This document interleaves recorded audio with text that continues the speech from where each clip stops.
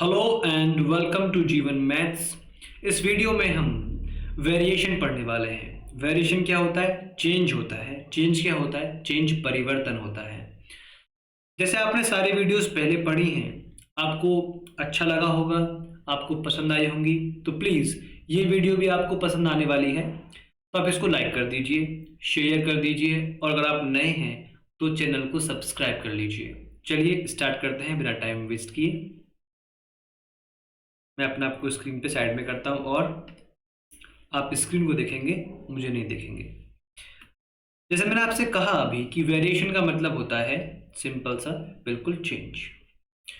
तो जब भी किसी वैल्यू में कोई चेंज होता है तो हम बोलते हैं कि उसमें वेरिएशन हो रहा है। तो अगर कोई वैल्यू है, उसमें कोई चेंज हुआ, तो हमने कहा कि उसमें एक वेरिएशन हुआ। तो किसी वैल्यू में जब कोई वेरिएशन होता है या परिवर्तन होता है, हिंदी में आप जान लें इसका मतलब, तो उस वैल्यू से कनेक्टेड या उस वैल्यू से संबंधित जितनी भी अदर वैल्यूज हैं, उन पर उस वैल्यू में वेरिएशन का क्या फर्क पड़ता है। यानी इस वैल्यू में जो वेरिएशन है, इसका इफेक्ट जो इससे कनेक्टेड वैल्यूज हैं, अदर वैल्यूज, उन पे क्या इफेक्ट पड़ता है, उसकी स्टडी को हम बोलते हैं वेरिएशन। तो आपने पढ़ा होगा कि बहुत सी जगह बोलते हैं हम समानुपाती या अनुक्रमानुपाती, अगर आप हिंदी माध्यम से हैं तो समानुपाती या अनुक्रमानुपाती। सेकंड होता है व्युत्क्रमानुपाती। तो वेरिएशन ओवरऑल है क्या, लेट अस स्टडी, उसको पढ़ते हैं तब समझते हैं। तो यहां पर वेरिएशन टू टाइप्स का होता है। एक तो है डायरेक्ट वेरिएशन। डायरेक्ट वेरिएशन इसे हम बोलते हैं समानुपाती, समान अनुपात में रहने वाली चीजें, समान अनुपाती। दूसरा जो वेरिएशन है वो है इनवर्स वेरिएशन। इनवर्स वेरिएशन इसे हम बोलते हैं व्युत्क्रमानुपाती। व्युत मतलब उल्टा और क्रम मतलब ऑर्डर, और अनुपाती आप जानते हैं रेशो में रहने वाली चीजें, उल्टे अनुपात में रहने वाली कोई दो वैल्यूज, वो इनवर्स वेरिएशन में होती हैं। सेम यानी समान, सेम इक्वल, इक्वल रेशो में रहने वाली वैल्यूज डायरेक्ट वेरिएशन में होती हैं। इसको समझते हैं तब आपको समझ में आएगा। सपोज कीजिए एक वैल्यू ये है, बिल्कुल, और वहीं एक वैल्यू ये है। कोई डाउट? नथिंग, कोई डाउट नहीं है। अब मैंने आपसे बोला कि ये दो वस्तुएं आपस में किसी तरह कनेक्टेड हैं। कनेक्टेड बोले तो अगर पहले वाले में कोई चेंज होगा, वेरिएशन होगा, तो कुछ ना कुछ चेंज सेकंड वाले में भी होगा, क्योंकि आपस में कनेक्टेड है। अगर चेंज ऐसा है कि पहली वाली वैल्यू के बढ़ने से दूसरी वाली वैल्यू भी बढ़ रही है, या पहली वाली वैल्यू के कम होने से सेकंड वाली वैल्यू भी कम हो रही है, तो हम एज्यूम करते हैं, हम ये मान लेते हैं, या ये होता है कि दोनों वस्तुएं, दोनों वैल्यूज आपस में समान अनुपात में या डायरेक्ट वेरिएशन में होती हैं। जैसा वेरिएशन पहली वाली में हो रहा है, वैसा ही वेरिएशन सेकंड वाली में हो रहा है, तो हम बोलते हैं कि दोनों डायरेक्ट वेरिएशन में है। क्लियर? क्या मतलब? तो हमने एक चीज पढ़ ली है अब तक कि जब भी किसी वैल्यू में कोई चेंज होगा, तो चेंज होने के कारण उस वैल्यू में कोई ना कोई वेरिएशन होगा, और वेरिएशन का मतलब है वो वैल्यू कुछ ना कुछ टाइम्स होगी। टाइम्स बोले तो गुना हो जाती है। जब भी किसी वस्तु में कोई चेंज होता है तो वो कुछ ना कुछ गुना हो जाती है, कुछ ना कुछ टाइम्स हो जाती है। जब कोई वैल्यू कुछ ना कुछ टाइम्स होती है तो उस फॉर्मेट को हम दिखाते हैं पी बाई क्यू फॉर्म में, कि ये इतने टाइम्स हुई है, ये हम पढ़ चुके हैं। पी बाई क्यू के 4 फॉर्म्स होते हैं, और जो जिसको हम पी बाई क्यू फॉर्मेट में लिख सकते हैं, उसका एक मतलब क्या होता है? रेशियो होता है। और रेशियो को हम क्या बोलते हैं हिंदी में? अनुपात बोलते हैं। तो इसका मतलब ये हुआ कि जब भी कोई चेंज होता है तो कोई भी वैल्यू किसी ना किसी अनुपात में चेंज होती है, किसी ना किसी रेशियो में चेंज होती है। तो इसका मतलब ये हो गया कि अगर दो वैल्यू समान अनुपात में हैं, तो इसका अर्थ है उनमें दोनों में सेम चेंज होगा। क्या होगा? सेम चेंज होगा। कहने के लिए अगर इस पहली वाली वैल्यू में ये वाली value a by B times हुई है, तो ये वाली वैल्यू भी सेम तरीका से चेंज हो, तो ये होगा a बाई बी टाइम्स। तो दोनों में सेम चेंज हुआ है, तो हम बोलेंगे दोनों a बाई बी टाइम्स हुई है, तो दोनों डायरेक्ट वेरिएशन में है। आप जानते हैं कि ये वाली वैल्यू बोलती है कि स्टार्टिंग वाली क्या है वैल्यू, ये बोलती है कि स्टार्टिंग वाली क्या है वैल्यू। तो अगर ये b रेशो 1 मतलब a, अगर ये b रेशो a को रिप्रेजेंट कर रहा है, इसे बोलते हैं स्टार्टिंग वाली वैल्यू, इसे बोलते हैं लास्ट वाली वैल्यू। ठीक है, तो ये वाला जो है ये भी सेम, कि ये भी अगर b होगा तो ये भी स्टार्टिंग से एंड में a हो जाएगा। क्लियर और not? Overall long story short, कि जो चेंज पहले वाले में हो वही सेम चेंज सेकंड वाले में हो। चेंज को हम रेशियो बोलते हैं, अनुपात बोलते हैं। तो जिस अनुपात में पहली वाली वैल्यू चेंज होगी, अगर उसी अनुपात में सेकंड वाली वैल्यू चेंज हो तो हम बोलते हैं कि वो सेम अनुपात में है, समान अनुपात में है, तो दोनों समानुपाती है, डायरेक्ट वेरिएशन में है। क्लियर? यस। चलिए और कुछ पढ़ते हैं पहले। मैं इसको मिटा रहा हूं सबको यहां से।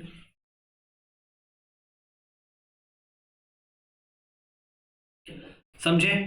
समझते हैं। देखो, अगर वही मैं आपसे बोलूं कि जो सेकंड वाली जो है इसमें एक वस्तु ये है, एक वैल्यू ये है, और एक मैंने आपके लिए ये ले लिया, ठीक है, एक ये है, सेम चीज। और सोचिए अगर ये वाली वैल्यू आपस में एक ऐसे कांटेक्ट में है, एक ऐसे संबंध में है कि जहां पर एक वैल्यू बढ़ती है तो दूसरी वैल्यू घटती है, या एक घटती है दूसरी वाली बढ़ती है, तो इसे हम बोलते हैं कि इनमें उल्टा चेंज हो रहा है, एक बढ़ रही है तो एक घट रही है।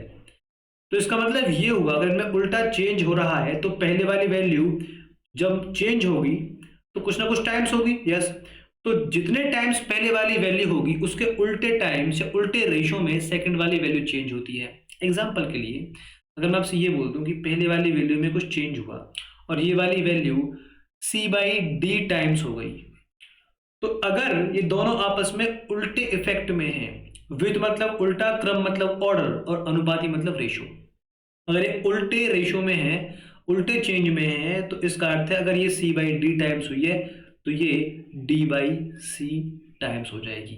क्लियर? अगर मैं बोलूं कि स्टार्टिंग से d और लास्ट में वो c हो गई है, तो ये वाली वैल्यू अगर स्टार्टिंग में c होगी तो लास्ट में d हो जाएगी। इसका स्टार्टिंग तो इसका लास्ट होगा, इसका लास्ट तो इसका स्टार्टिंग होगा, ऐसा आप मान सकते हैं। ठीक है, तो जो चेंज पहली वाली में उसका उल्टा चेंज सेकंड वाली में होता है, that is called inverse variation with क्रमानुपाती। करते हैं स्टार्ट, क्वेश्चन पढ़ते हैं। पहले आपके सामने फर्स्ट क्वेश्चन है डायरेक्ट वेरिएशन का। जो क्वेश्चन हमने यूनिटरी मेथड से सॉल्व किए हैं वो सारे क्वेश्चन वेरिएशन से वन स्टेप में सॉल्व हो सकते हैं। एक बार ट्राई करते हैं। If price of a book is 57 रुपये, एक बुक का प्राइस क्या है? 57 रुपये। ठीक है, and what is the total cost of 15 books, तो 15 बुक्स का कॉस्ट क्या होगा?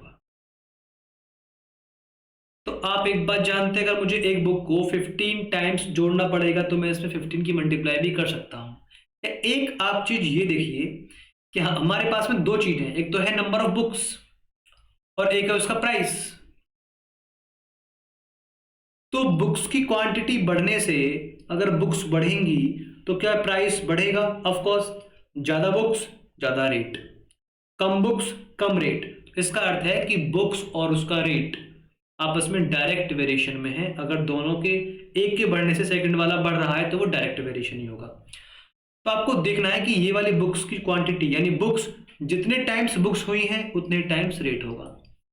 तो यहां पर बुक्स 15 टाइम्स हुई हैं, आपको टाइम्स निकालना आता है, मुझे आई थिंक उम्मीद है आपसे कि आपने पढ़ लिया होगा पहले। तो 15 टाइम्स क्या हो जाएगा उसका रेट, तो 15 पंजे 75, 750, 7 105, तो 855। इसका अर्थ है 15 बुक्स का मूल्य 855 रुपये हो जाएगा। आई होप आपको समझ में आ गया। तो यहाँ पर हम यूनिटरी मेथड अप्लाई नहीं कर रहे हैं, यहाँ पर हम चेंज देख रहे हैं, मतलब कितने टाइम्स हो गई पहली वाली वैल्यू। अब देखते हैं, if the price of a car is 70 and then 5 times 0। अब बोलेंगे एक कार है, अब बताइए कार की संख्या बढ़ने से मूल्य बढ़ेगा, बढ़ेगा, वैल्यू बढ़ेगी, प्राइस बढ़ेगा। तो अगर कार्स बढ़ने से वैल्यू बढ़ रही है, इसका अर्थ है कि वो डायरेक्ट वेरिएशन में है। एक कार की जो वैल्यू है वो 70 1 2 3 4 5 5 जीरो। तो अगर किसी को 30 कार्स लेनी है तो कितने रुपए देने पड़ेंगे? तो आपने कहा जितने टाइम्स कार है उतने टाइम्स रुपए हो जाएंगे। तो आपने कहा 30 टाइम्स है कार, तो 30 टाइम्स क्या हो जाएगा? कार हो जाएंगी। 7 ये 21 4 5। ठीक है, आई होप आपको समझ में आ रहा है। This is called direct variation. If the cost of 250 phones, अगर 250 फोन्स हैं, उनका कॉस्ट 50,000 रुपए है, then the price of each phone is, एक फोन का कॉस्ट क्या होगा?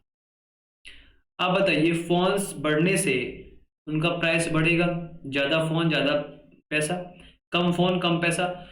जितने टाइम्स फोन की क्वांटिटी हुई है उतने टाइम्स क्या होगा? रेट होगा। तो यस, तो टाइम्स कैसे निकालते हैं? लास्ट वाली वैल्यू बटे स्टार्टिंग वाली वैल्यू, 1/50 टाइम्स हुआ है तो रेट भी क्या हो जाएगा? 1/50 टाइम्स, 250 टाइम्स सॉरी। तो मतलब कि 50,000 को अगर मैं 1/250 टाइम्स कर दूंगा तो एक फोन का रेट आ जाएगा, सॉरी, तो 250 दूनी 500, एक फोन का रेट आया 200 रुपये। क्लियर? Absolutely fine. आगे देखिए, इफ 170, थोड़ा मैं इसको यहां पे लिखा दूं, if 170 tables are sold for 3400, then for how much 13 tables are sold? देखिए 170 टेबल्स हैं, उनको हम बेच रहे हैं 3400 में, 3400 रुपये में। 13 टेबल कितने रुपए की मिलेंगी? देखो पहले हमने यूनिटरी मेथड में पहले हमने एक टेबल का प्राइस निकाला था, फिर हम 13 टेबल तक पहुंच रहे थे। तो वेरिएशन में ये नहीं होता है, बस हम ये देखते हैं कि भाई टेबल्स के बढ़ने से रेट बढ़ेगा, टेबल्स के कम होने से रेट कम होगा, तो डायरेक्ट वेरिएशन होगा। तो जितने टाइम्स पहले वाली वैल्यू होगी उतनी टाइम्स सेकंड वाली वैल्यू होगी। सर ये हुई है 13/170 टाइम्स, तो सेम टाइम्स ये हो जाएगी 13/170 टाइम्स। समझ आया नहीं आया? बिल्कुल। तो 170 से हमने काट दिया से 2 बार, तो 20 तो आया ऊपर से और 13 की मल्टीप्लाई, तो 13 दूनी 26, 260 रुपये। आई थिंक आपको समझ में आ गया। तो 260 रुपये के हैं 13 टेबल्स। तो 1 स्टेप में आप इसका आंसर निकाल सकते हैं यूनिटरी सॉरी उससे वेरिएशन से। आइए क्वेश्चन देखें हम, आप कहो तो 140 cups are bought for 7,000 रुपये, then for how much 15 cups will be bought? अगर 140 कप 7,000 रुपये के आ रहे हैं, ठीक है, तो 15 कप्स कितने रुपए के आएंगे? तो कप ज़्यादा होने से रेट बढ़ेगा, कम होने से कम होगा। जितने टाइम्स पहले वाली वैल्यू हुई है उतने ही टाइम्स सेकंड वाली वैल्यू हो जाएगी। तो आप बोलेंगे 15/140 इतने टाइम्स हो रहा है यहाँ पर कप्स, तो रेट भी क्या हो जाएगा? 15/140। तो आप बोलेंगे 14 पंजे 70 और एक जीरो और एक्स्ट्रा है, तो 15 पंजे 75, 750। तो 15 कप्स का मूल्य हो जाएगा 750। आई होप आपको समझ में आ रहा है। ठीक है, आगे बढ़े। ओके, एक और देखिए, if a man cover a distance of 25 kilometre with A speed of 37.5 kilometre. समझिएगा, देखिए इसमें हमारे पास 3 चीजें होती हैं। एक तो इंसान की स्पीड होती है, और स्पीड, उस स्पीड से उसको कुछ टाइम मिलता है कि भाई चलो ठीक है, और एक स्पीड के साथ में कुछ टाइम लेकर इंसान कुछ दूरी तय करता है, डिस्टेंस। बस अभी इतना ध्यान मत दो, बस इतने समझो, कुछ स्पीड से कुछ टाइम में कोई इंसान कुछ डिस्टेंस तय कर सकता है, बस इतनी सी बात है। क्लियर? अभी कॉमन सेंस लगाना है बस। अगर एक व्यक्ति एक डिस्टेंस जो 25 किलोमीटर की है उसको वो कवर करता है 37.5 किलोमीटर पर आवर, इस स्पीड से तय करता है, how much distance can he cover with A speed of 55 kilometre per our? अगर मैं बोलूं कि आपको सेम टाइम दिया जाए, टाइम फिक्स है, उसने टाइम चेंज नहीं किया है, अगर आपको सेम टाइम दिया जाए, मतलब आपके पास 1 घंटा है, तो 1 घंटे के अंदर आप बताइए, जिसकी स्पीड ज़्यादा होगी, अगर स्पीड बढ़ेगी सेम टाइम के अंदर उतने टाइम में, अगर स्पीड बढ़ी तो डिस्टेंस बढ़ेगी। 1 घंटे के अंदर अगर आपने अपनी स्पीड बढ़ा दी तो उतने ही टाइम के अंदर आपकी दूरी ज़्यादा हो जाएगी, है ना। आप मालूम पड़ रही है आपको व्हाट आई वांट टू से। तो अब आप बात समझिए, सेम टाइम है तो इसका मतलब है सेम टाइम के अंदर स्पीड के बढ़ने से डिस्टेंस भी बढ़ती है, तो ये डायरेक्ट वेरिएशन में हो गई। बिल्कुल, उसने ये बोला है कि पहले उसकी डिस्टेंस 25 थी, 25 किलोमीटर पर आवर। इतना आप जानते हैं, मैं से क्या लिखूं, ठीक है। तो वही जो आपकी स्पीड थी 37.5 किलोमीटर, अच्छा मैंने वो लिख दिया है डिस्टेंस के लिए, एक सेकेंड, इतने किलोमीटर, और जो उसका स्पीड है वो है 37.5 किलोमीटर पर आवर। अगर वो अपनी स्पीड,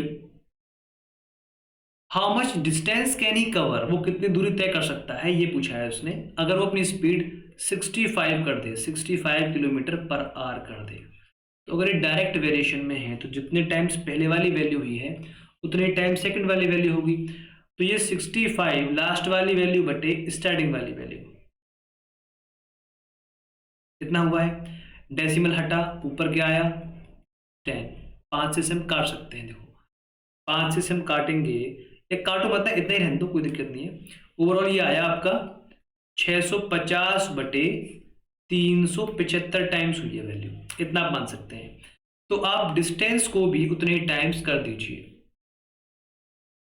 मतलब आपका आंसर आ जाएगा 25 को, इस दूरी को भी आपने 650 अपॉन 375 टाइम्स कर देना है। तो 25 से ये कटेगा, 25 अट्ठे 200 और 8 4 12 और 3 16, 12 3 15, 15 बार कटेगा, ठीक है। ओके, इसे आप और काट सकते हैं, 5 3 15 और 13 पंजे 65, 130। तो ये आएगा 130 बटे 3 किलोमीटर डिस्टेंस। क्लियर, आप इसे फर्दर डिवाइड और कर सकते हैं, 3 चौके 12, एक बचेगा, ठीक है, 3 3 9, 1/3, तो वो I don't want to do that, ठीक है ना, आप उसे खुद कर सकते हैं। तो मेरा मतलब बस ये है कि एक चीज का इफेक्ट दूसरी चीज पर कैसे कैसे पड़ता है, that is called direct variation बस, और इनवर्स वेरिएशन। आगे बढ़े, क्वेश्चन देखें। देखिए क्वेश्चन, क्वेश्चन क्या बोलता है, if Suman does half of the work in 12 minutes. देखो इस क्वेश्चन को ना आप, इस क्वेश्चन को आप फ्रैक्शन से भी कर सकते हो, एक बार ट्राई कर लेते हैं, आपको समझ में आ जाएगा। देखो एक कार्य है, ठीक है, और उस कार्य का हाफ, उस कार्य का हाफ जो सुमन है ना वो 12 मिनट में कर सकती है, मतलब इतना हिस्सा, यहां से यहां तक का हिस्सा वो 12 मिनट में कर सकती है।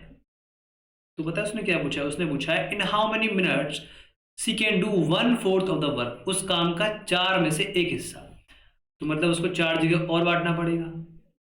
तो अब उसने हमसे ये पूछा है बस कि जो ये वाला हिस्सा है, कौन सा वाला हिस्सा, बस ये वाला हिस्सा, ये कितने टाइम में कर सकती है। तो भाई पूरे इतने काम को 12 मिनट में कर रही है, इतने वाले काम को 6 मिनट में कर देगी, इसमें क्या है, खत्म आंसर। तो ये तो आपका फ्रैक्शन का अंडरस्टैंडिंग है, पर हम वो नहीं कर रहे हैं जो बात है, ठीक है, समझिए ध्यान से, हम इसको पढ़ेंगे वेरिएशन से, समझिएगा बहुत ध्यान से। अगर किसी काम का हाफ, हाफ बोले तो ये वर्क है और यहाँ है उसका टाइम, उसको वो 12 मिनट में कर सकती है, 12 मिनट में। आप बताइए काम बढ़ने से टाइम एक्स्ट्रा लगेगा, बिल्कुल। अगर काम कम होगा तो टाइम कम लगेगा, काम एक्स्ट्रा होगा तो टाइम एक्स्ट्रा लगेगा। तो मतलब जो भी चेंज वर्क में हुआ है वही चेंज टाइम्स में होगा, टाइम में होगा। तो यहाँ हम 1/2 से 1/4 चाहते हैं, तो यहाँ कितने टाइम्स हुई है वैल्यू, तो आपने कहा लास्ट वाली वैल्यू को हम स्टार्टिंग वाली वैल्यू से डिवाइड कर देंगे, 2 एकम 2 और 4 एकम 4। आप बोलोगे सर ये हुई है हाफ टाइम्स, अगर ये हाफ टाइम्स हुआ है तो टाइम भी क्या हो जाएगा, हाफ टाइम्स हो जाएगा, मतलब 2 छिक्के 12, मतलब 6 मिनट। समझ में आया नहीं आया, 6 minute, absolutely fine I think. आपको सीखने में इंटरेस्ट आ रहा होगा, जो बात है ना। इस क्वेश्चन को देखिए आप, वो क्या बोल रहा है, 2/3 of A value is 9/11 of तो 1320 चलो मैं भी कुछ ज़्यादा एक्सपर्ट हूँ। देखो एक वैल्यू है, ठीक है ना, और ये बोलता है कि इसका 2/3 मतलब कि ये 3 हिस्से होने पहले इसके, ऐसे मान लीजिए, ठीक है। 2/3 अब पता पड़ जाएगा। तो 2/3 क्या होता है सर, 2/3 होता है इतना हिस्सा, ये इतना हिस्सा, ये है 2/3। क्लियर। तो जब आपने ये वाला हिस्सा लिया और आपने ये वाला हिस्सा लिया, उसे बोलते हैं 2/3। तो 2/3 है क्या, ये 2/3 वास्तव में 1320 का 9/11 है। मतलब कि 1320 के 11 हिस्से होने हैं, उसमें से 9 हिस्से लेने हैं। तो करें एक बार इसको, ये कटेगा 11 से 120 बार, और 12 नंबर क्या होता है 108, मतलब कि ये 1080 हो गया। तो ये क्या है, ये है इस वाली वैल्यू का 2/3। अच्छा, तो इसका 2/3 वास्तव में 1080 है, ठीक है। तो उस वाली वैल्यू का 5/6 क्या होगा, देखो सुनना, इस वाली वैल्यू का 5/6 पूछा है, मतलब कि इसके 6 टुकड़े होने हैं, 5 हिस्से लेने हैं। तो आप एक बात जानते हो कि अभी इसके हिस्से हैं 3, तो 6 हिस्से जब इसके होंगे तो भाई आप बोलोगे, बहुत ध्यान से देखना, मैं कुछ बता रहा हूं आपको, एक हिस्सा आएगा यहाँ, एक हिस्सा आएगा यहाँ, एक हिस्सा आएगा यहाँ। तो ओवरऑल आपसे मैं ये बात पूछता हूं, समझना बहुत ध्यान से, अगर इस चीज के 3 में से 2 हिस्से 1080 थे तो एक हिस्सा क्या होता, तो आपने कहा 540, पक्की बात है।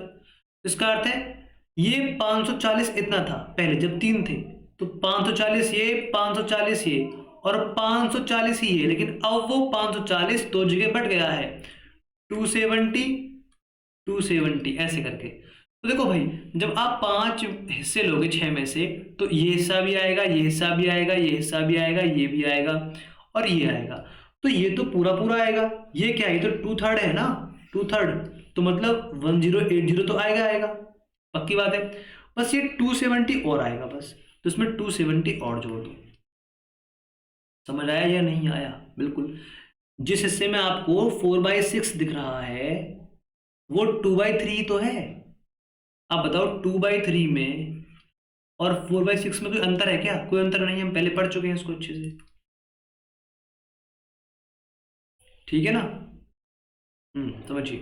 तो सर इतने में आ गया आपका 1080, बस आपको ये और लेना था, तो 270 और आ गया, 1000 और 200, 1220 यहाँ ट्रांसफर करो, 1350।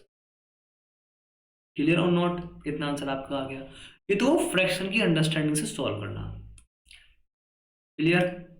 अब देखिए, समझिए बहुत ध्यान से, एक बार मैं आपके दिमाग को थोड़ा सा चेंज कर रहा हूं।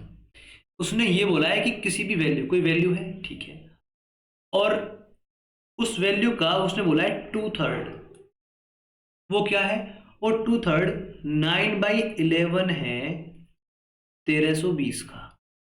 तो आपने कहा ये आ गया 120, 12 में 108, मतलब कि 1080 है। मेरा आपसे ये मतलब पूछने का, अगर वैल्यू बढ़ेगी तो उसकी जो एक्चुअल है वैल्यू ये बढ़ेगी, ठीक है।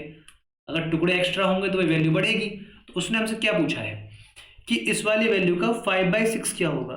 तो भाई जो इफेक्ट यहां पड़ेगा वो इफेक्ट यहां पड़ेगा, तो ये कितने टाइम्स हुआ है, तो निकाल लेते हैं। 5/6/2/3, तो 3 पंजे 15 और 6 दूनी 12, बोले तो 3 पंजे 15 और 3 चौके 12, मतलब कि ये 5/4 टाइम्स हुआ है। तो ये वाली वैल्यू भी 5/4 टाइम्स हो जाएगी, दैट्स इट। काट लेते तो इसको ऊपर, ये आएगा 4 दूनी 8, 2 बचा, 7 28 और 0, 27 पंजे क्या होता है 135, 1350। क्लियर और नॉट? तो वही वैल्यू यहां भी आनी है, वो वैल्यू वहां पर भी आनी है, बट जस्ट अंडरस्टैंडिंग कि हम एक क्वेश्चन को मल्टीपल वे से निकाल सकते हैं। हमने PYQ पढ़ा, फ्रैक्शन, रेशो, डिवीजन, टाइम्स पढ़ा, हमने यूनिटरी मेथड पढ़ा, वेरिएशन पढ़ रहे हैं, ठीक है। चलिए क्वेश्चन देखते हैं आगे। ये क्वेश्चन क्या बोलता है, Prashant paid 2000 rupee as simple interest on certain sum of money. Simple interest बोले तो आपने किसी से कुछ पैसा लिया, पी फॉर प्रिंसिपल, आपने उसमें कुछ सिंपल इंटरेस्ट मतलब उस पर फीस आपने ऐड की और फिर आपने पूरा अमाउंट पे कर दिया। क्लियर। देखिए सुनिए, इंटरेस्ट किसी चीज पर जो इंटरेस्ट होती है वो 3 चीजों पर डिपेंड करती है। क्या? पहली बात कि अगर आपने पैसा ज्यादा लिया है तो आपकी ब्याज फालतू होगी। क्लियर। अगर आपने ज्यादा टाइम के लिए लिया है तो आपकी ब्याज ज्यादा होगी। अगर उस पे फीस का जो चार्ज है, रेट ऑफ इंटरेस्ट आर, वो एक्स्ट्रा है तो आपको ब्याज एक्स्ट्रा देनी पड़ेगी। इसका अर्थ है कि इन तीनों के बढ़ने से ब्याज बढ़ेगी, मतलब ये तीनों डायरेक्ट वेरिएशन में होते हैं ब्याज के साथ में। क्लियर और नॉट? यस। तो करते हैं एक बार, देखो स्टार्ट इनको। क्या पूछा उसने, प्रशांत पेड 2000 रुपए एज सिंपल इंटरेस्ट। देखो भाई, एक तरफ तो आपकी इंटरेस्ट है, हाँ, उसने 2000 पे किए हैं, ठीक है। On certain sum of money, मतलब कुछ पैसा है, पी फॉर प्रिंसिपल, कुछ पैसा है, पता नहीं क्या पैसा है, I don't know. If the sum of money becomes triple, अगर ये पैसा ट्रिपल हो जाए, पहले वाले के मुकाबले 3 टाइम्स हो जाए, जो भी है, then how much interest one should pay, या प्रशांत should pay for the same time period, उसी टाइम के अंदर आपको कितना पैसा पे करना पड़ेगा। देखो मैंने कहा आपसे, अगर पैसा फालतू लोगे तो ब्याज फालतू जाएगी, तो इसका अर्थ है इसके बढ़ने से ये वाली वैल्यू बढ़ेगी, तो ये डायरेक्ट वेरिएशन में होंगे। अगर ये 3 टाइम्स हुई है तो ये वाली वैल्यू भी 3 टाइम्स ही होगी, मतलब कि आपको ब्याज 6000 रुपये देनी पड़ेगी। बोलिए हाँ, समझ में आया नहीं आया? करेक्ट। अब है आपका इनवर्स वेरिएशंस क्वेश्चंस। इनवर्स क्या होता है? रिमेंबर, जब एक वैल्यू बढ़ती है दूसरी वैल्यू घट जाती है तो उनमें उल्टा चेंज होता है, ऐसे बोलते हैं व्युत्क्रम। और जब उनका अनुपात उल्टा होता है तो हम बोलते हैं उसे व्युत्क्रमानुपाती, यानी इनवर्स वेरिएशन। तो पढ़ते हैं, if the speed of a car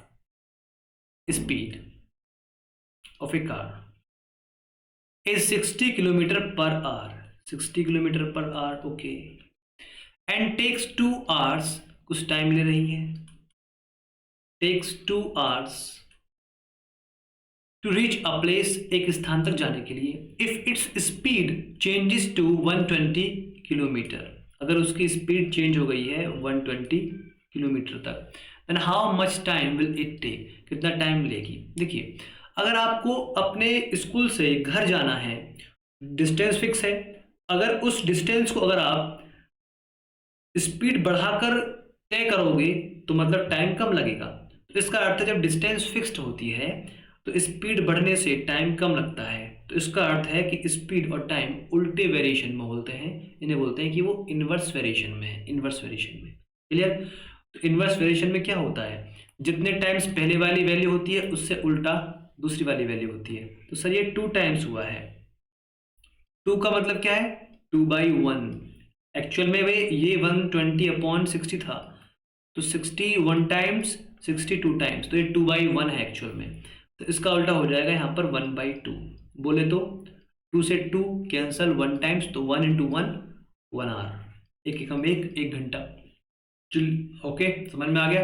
तो 1 घंटा लगेगा।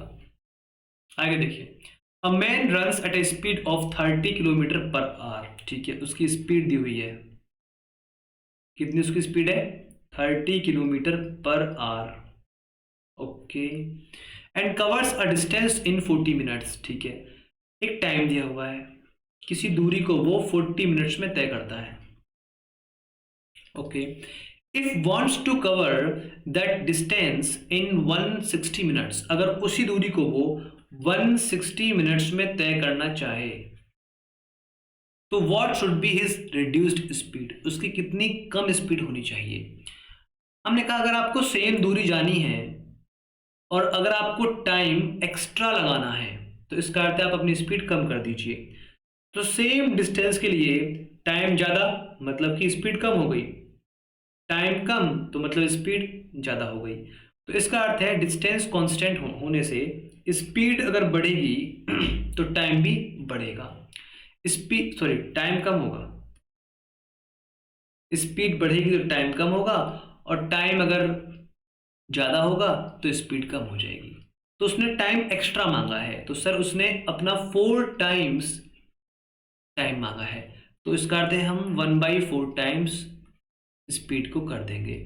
इसका अर्थ क्या है कि 30 के स्टार्टिंग में जो है वो 4 टुकड़े थे, तो अब 1 टुकड़े के बराबर वैल्यू बचेगी उसकी बस।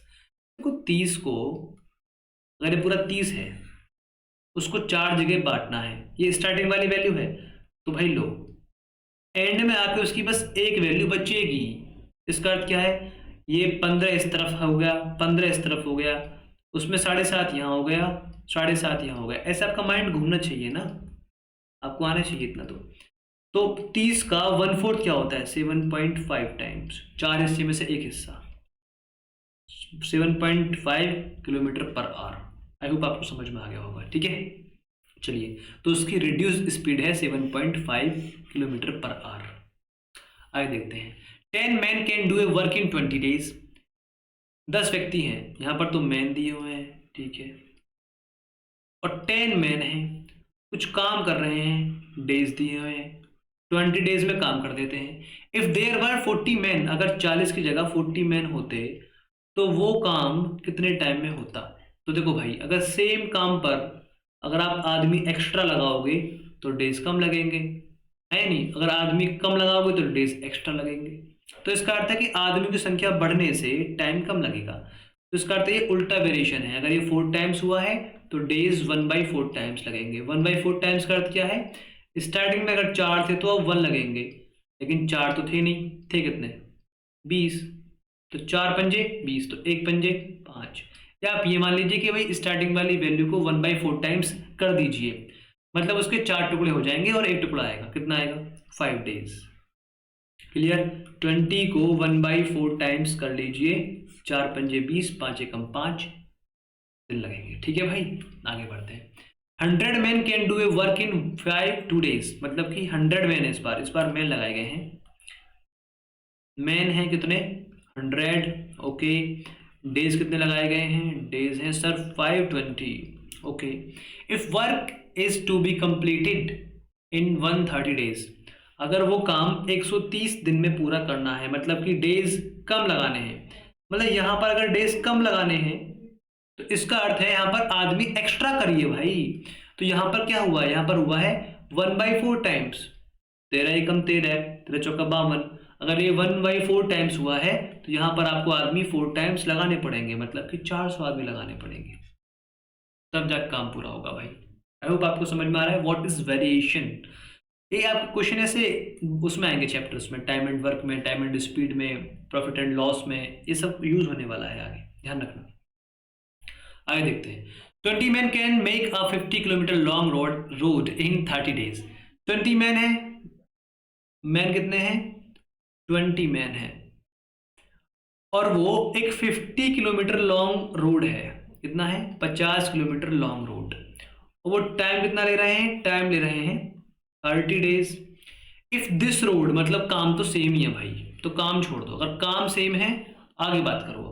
If this road is to be made in 10 days, अगर ये 10 डेज में बनाना है तो कितने आदमी चाहिए, तो वही वाली बात, अगर काम सेम है और दिन कम लगाने हैं तो आदमी फालतू लगाने पड़ेंगे, दिन कम आदमी एक्स्ट्रा। तो सर ये हुआ है 1/3 टाइम्स, 10 को हमने 10/30 होगा तो हमने 1/3 कर लिया इसको, तो सर ये हो जाएगा 3 टाइम्स। इसका उल्टा इफेक्ट कितना हो जाएगा, 60 आदमी लगाने पड़ेंगे। क्लियर, आगे देखिए, if a man can do 2/3 part of A work in 8 days. देखो आप समझना इस क्वेश्चन को, ऐसे करते हैं, ऐसे देखना, ये कोई कार्य है, ठीक है, इसका 2/3 लेना है,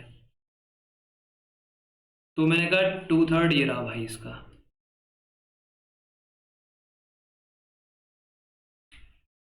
2/3 कहाँ है, इसका 2/3 है सर ये और एक ये 2/3 है, समझना। इस काम को वो 8 डेज में कर सकता है, ठीक है, कोई दिक्कत नहीं है, ये काम उसने 8 डेज में कर दिया, कोई दिक्कत नहीं।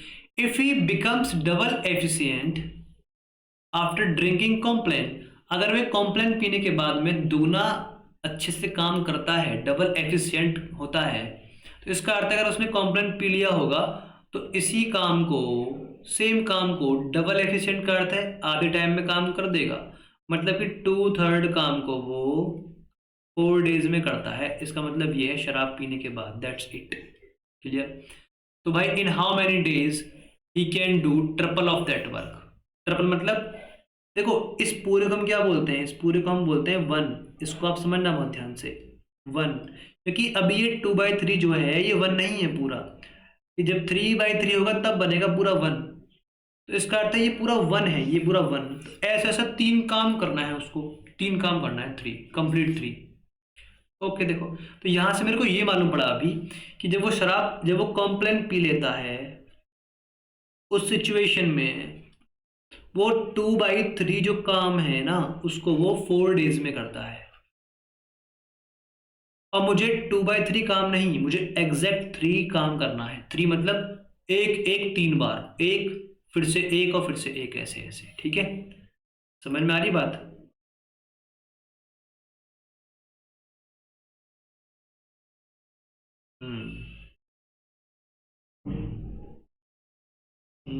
जी ठीक है, ओके चलो। तो अगर 3 काम करना है तो इसका मतलब ये हुआ कि अगर काम बढ़ेगा तो टाइम भी बढ़ेगा, ज़्यादा काम ज़्यादा टाइम। तो मैंने कहा सर ये हुआ 3/2/3 कितने टाइम्स होगा, इसको हम अपॉन में कर लेंगे 1 लगा करके।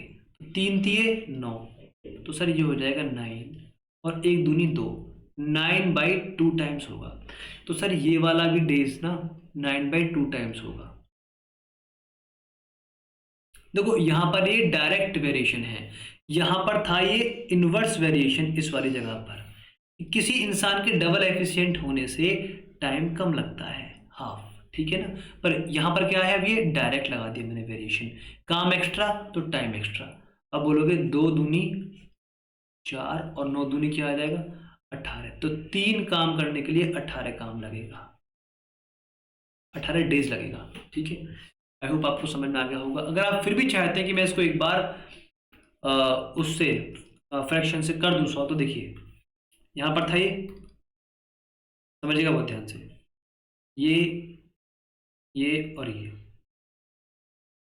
2/3 था कितना, अब बोलोगे 2/3 था ये वाला, ये और ये 2/3।